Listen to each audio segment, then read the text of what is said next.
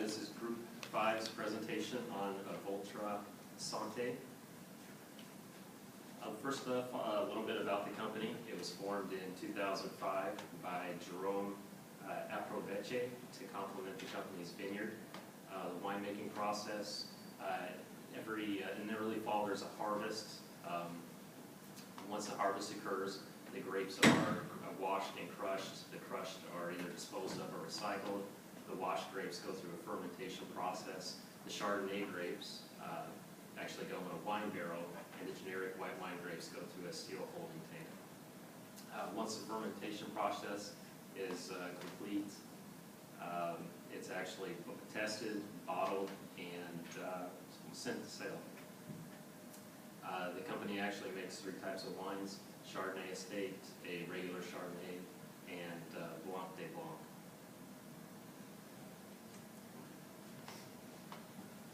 As we consider our financial analysis to help us establish a baseline, the first thing we were tasked to do was create a single company-wide contribution margin income statement, including each expense category, as you can see here in Exhibit A.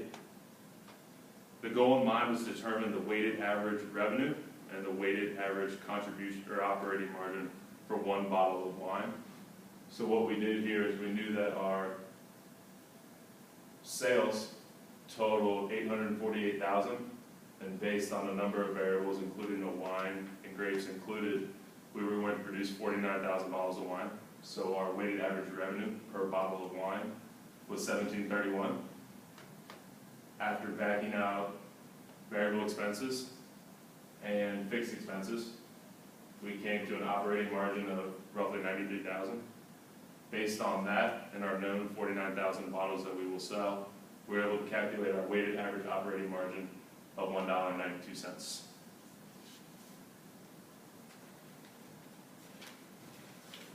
Okay, so our next task in the case was to decide whether Voltra Sante should buy juice grapes from a producer, or if they should just stay with their 3 types of wine and not manufacture anything else. So we did an analysis, and if they were to buy extra grapes, they would have to have additional variable costs, which included, the additional cost of buying the white grapes, bottles, labels, corks, indirect material, liquor taxes, and the sales distribution. We also assumed that they were operated at capacity, so we would have to buy also additional barrels, and we would have to pay an extra $5,000 to the wine master for a new recipe for this new wine. Based on those costs, and also we assumed that general expenses were going to be the same, since nothing else would change. So the revenue we would get from this new Chardonnay would be $126,000, and additional costs would be $93,900. Now, the required profit to have a 15% sales return would be $18,900, and the max we would pay for our grapes would be $13,200. Now, some things to consider before they do this is whether, if they add this new product line, would it increase their fixed expenses? So something that we kept constant, the other G&A and other costs like lab expenses, office, headcount, would that increase? Now, if they're at full capacity, what's going to be their cost of expanding? So they might have to buy new plants or new equipment.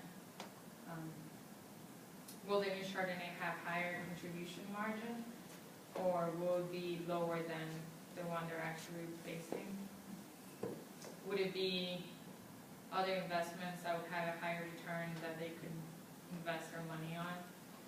And also, the price of they're considering buying the grapes, is it higher than market price, or is it higher than if they actually harvest it themselves? And whether the quality of the grapes is going to be the same or lower than their current work grapes. So if it's lower, it's probably going to hurt their brand, which would probably hurt the future sales of other wines.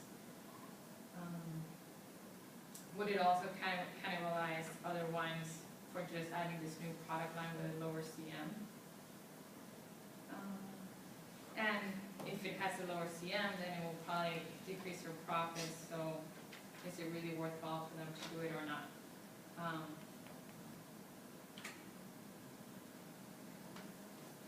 And the last thing we analyzed was the specific product profitability for each of the three wines. So this chart pretty much breaks down the three different types of wines the company makes, and then we broke it down to an activity-based costing system. So like, for example, the first things, like for the harvest labor, we broke down by how many hours were worked. Crush labor, same thing as well, how many hours were worked. Depreciation per barrel and holding tank is based on how much wine is used of each kind towards each expense as well. And then for anything that was non-specific product cost that wasn't tied to a specific wine, like bottles, labels, corks, any other indirect materials and things like that, they were actually broken down and split between different percentages for each one. For example, it was 60% would go towards the most expensive one, the Chardonnay Estate, 25% towards the regular Chardonnay, and then 15% for the Blanc wine. And then anything else that was not specifically to a wine, like for liquor taxes or for sales commissions, they were either broken down by overall revenues or by the different number of bottles sold. And with that breakdown, the conclusion we came to was the Chardonnay Estate one actually had the highest profitability, almost $131,000. The regular Chardonnay just nearly broke even, only $1,500, and then the Blanc wine actually was negative, almost $34,000 total for that. So some of our recommendations would be to put more production into the Chardonnay Estate product. I just got the highest profit margin of the three.